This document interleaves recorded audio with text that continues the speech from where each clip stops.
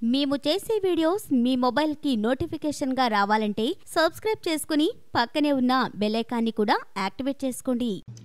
మనలో చాలామంది వేసవికాలం వచ్చిందంటే చాలు చల్లచల్లగా తాగడానికి ఏం దొరుకుతుందా అని చూస్తుంటారు. ఎండాకాలంలో అధిక ఉష్ణోగ్రత నుంచి తప్పించుకోవడానికి ఫ్రూట్ జ్యూస్లు, కూల్ డ్రింక్స్లు ఎక్కువగా తీసుకుంటుంటారు. వీటన్నింటికంటే పుచ్చకాయ ఎంతో శ్రేష్టమైందని వైద్యులు చెప్తున్నారు.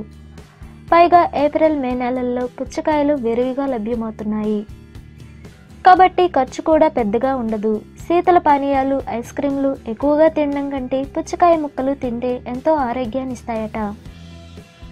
పుచ్చకాయ తినడం వల్ల కలిగే ప్రధానమైన లాభం వెంటనే దాహం తీరిపోతుంది, నోరు ఎండిపోవడం అనే సమస్య ఉండదు.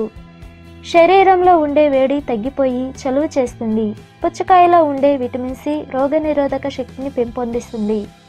బి కాంప్లెక్స్ విటమిన్లు పుష్కలంగా ఉండడం వల్ల ఆరోగ్యం మెరుగవుతుంది. ముఖ్యంగా అలసట దరిచేరనీయదు.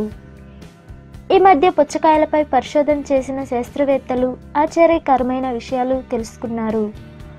పుచ్చకాయ వయగ్రా కంటే శక్తివంతమైనదని, ఇందులో ఉండే కొన్ని ఎంజైమ్లు పురుషుల్లో అంగస్తంభన సమస్యను తగ్గిస్తున్నాయట.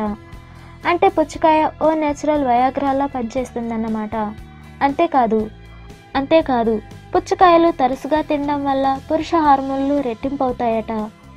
ఇందులో అధికంగా ఉండే లైకోపిన్ మగవారిలో వీర్యకణాల సంఖ్య పెరగడానికి తోడ్పడుతుంది. ఇక ఎండలు ఎక్కువగా ఉన్న సమయంలో బయటికి వెళ్ళేటప్పుడు పుచ్చకాయ ముక్కలు తింటే వడదెబ్బ ప్రమాదం నుంచి తప్పించుకోవచ్చు. సమ్మర్లో ఉండే అధిక వేడి కారణంగా కిడ్నీలు పాడయ్యే అవకాశాలుంటాయి. అయితే పుచ్చకాయ తింటే కిడ్నీల పనితీరు సవ్యంగా సాగుతుంది. వీటిపై అధిక భారం ఉండదు. పుచ్చకాయలో ఉండే పీచు పదార్థం జీర్ణక్రియలో విశేషంగా తోడ్పడుతుంది. ఇవే కాకుండా పుచ్చకాయలో అధికంగా ఉండే నీటి శాతం శరీరంలోని ఉష్ణోగ్రతను క్రమబద్ధీకరిస్తుంది. రక్తంలో కొలెస్ట్రాల్ లెవెల్స్ తగ్గించడమే కాదు, డీహైడ్రేషన్ ముప్పు నుంచి రక్షిస్తుంది. పుచ్చకాయ విత్తనాలు కూడా ఎంతో మేలు చేస్తున్నాయని శాస్త్రవేత్తలు గుర్తించారు. వీటిలో ఉండే copper, iron, magnesium, potassium, manganese, zinc, phosphorus వంటి సూక్ష్మ పోషకాలు శారీరక పెరుగుదలకు తోడ్పడతాయి.